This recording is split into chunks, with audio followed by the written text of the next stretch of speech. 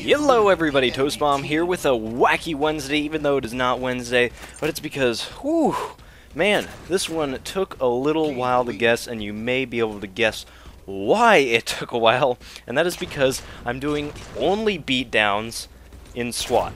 Meleeing, that's it. If I have grenades, I can't use them. If I have a gun, I can't use it.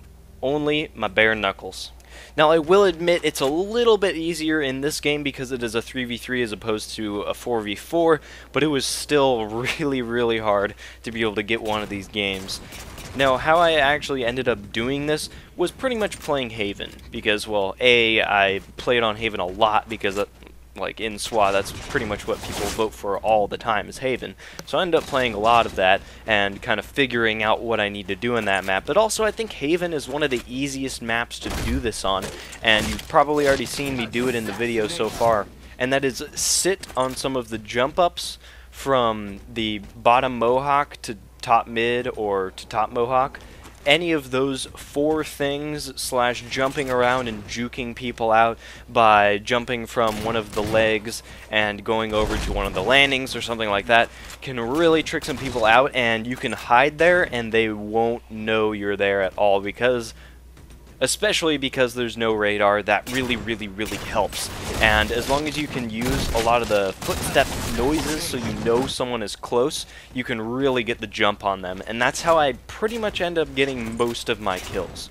And I actually did try a few different maps. It wasn't just Haven. Also, Abandoned was another map that got voted a couple times while I was trying this. And my main strategy there was to run around sort of ring 3, kind of a similar strategy with Haven, where I'm camping around an area where I can get easy access to top mid, where a lot of people are distracted because there's so many angles that they could be looking out on or be getting shot from that they're constantly looking in a different direction. So a lot of times you have the opportunity to catch them off guard, because unlike some areas where you're only going to be watching one spot and that's the only place where someone can come in from, top mid, it's ripe with opportunities for being able to sneak up on people.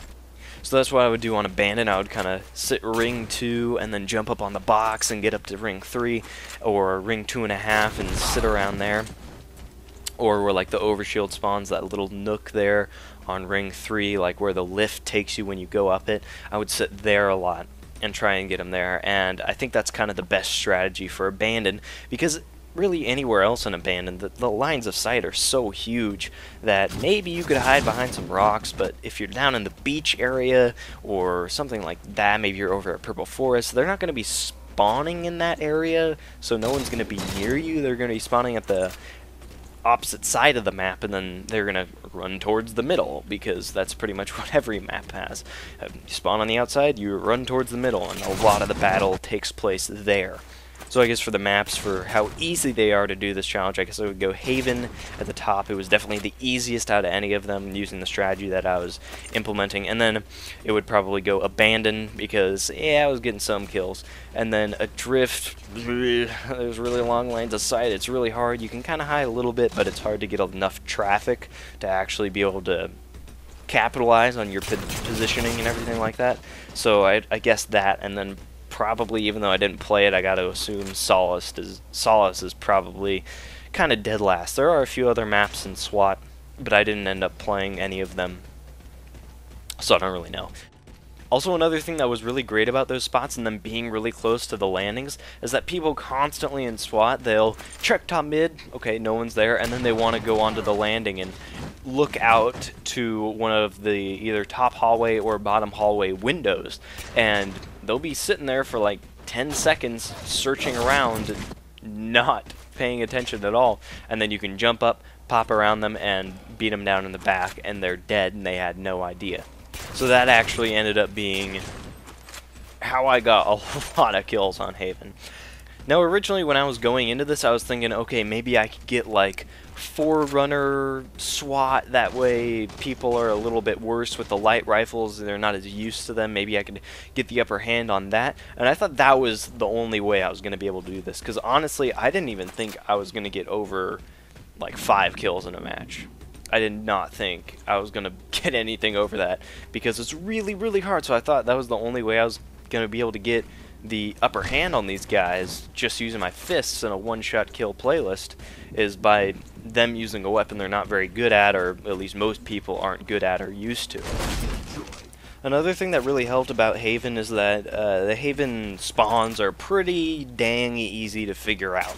Basically, you think about it, there's pretty much 4 main areas that the team is going to spawn. They're going to spawn on open ramp, closed ramp, blue side, red side. And those are the 4 areas. Now, if a team dies, say, on blue side, they're most likely going to spawn on the opposite side of the map. Then you just look at where your teammates are. Okay, we got some teammates on closed, so they might spawn at open, but we're at blue, so they're probably not going to spawn open. They're almost guaranteed spawn red. And you can pretty much deduct that every single time someone dies. You can figure out, okay, they're going to spawn there. And that's really helpful as well, because you can figure out where people are going to be before they're even there. So a lot of times you can predict, okay, someone's going to be coming down this hallway, and you can kind of wait for a few seconds. Oh, there's the footsteps, and then you wait for them and hit them in the back. But also, I couldn't be too aggressive. There's a couple parts in this gameplay, especially near the end of the gameplay, where I started being way too aggressive. I started sprinting towards people. I wasn't hiding. I wasn't waiting for them to come to me. And I ended up dying a whole lot, like 4 times in a row almost. And it kind of sucked, because I was doing really, really well, and then I started doing bad, and then I just started rushing and doing terrible.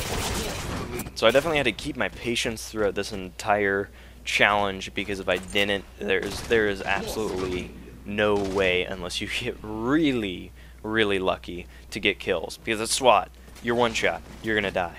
Also, anytime I could get the height advantage on somebody, I did that, because it is very awkward for people to shoot someone who is like jumping in the air that is way higher than them and is going straight towards them at a very high speed.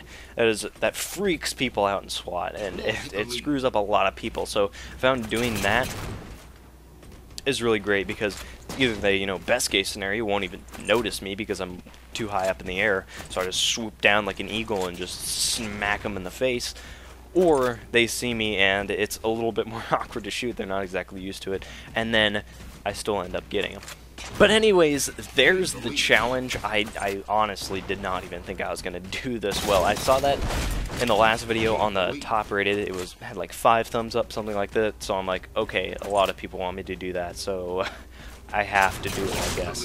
So I ended up doing it and trying it, and it took a few days, a few extra days, and I did end up getting something that was fairly decent, I think. So anyways, that is it for this Wacky Wednesday. If you have suggestions for next week's Wacky Wednesday, feel free to put those down in the comments. And if I see it and I think it's really awesome, or maybe it gets a bunch of upvotes like last week, I'll end up doing it even if it's absolutely insane. But that is the point of this whole thing. So anyways, that is it. See you later. Bye.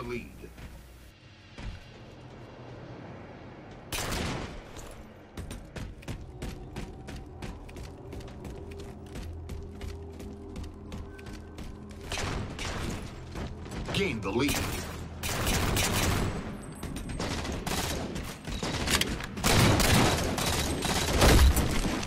Gain the lead. Double kill. Gain the lead.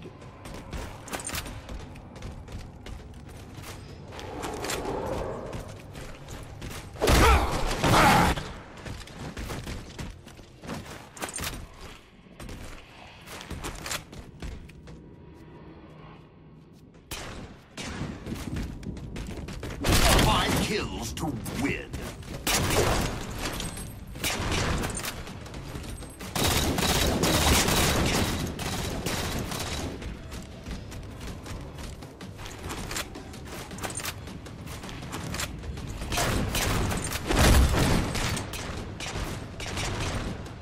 Gain the lead. Gain the lead.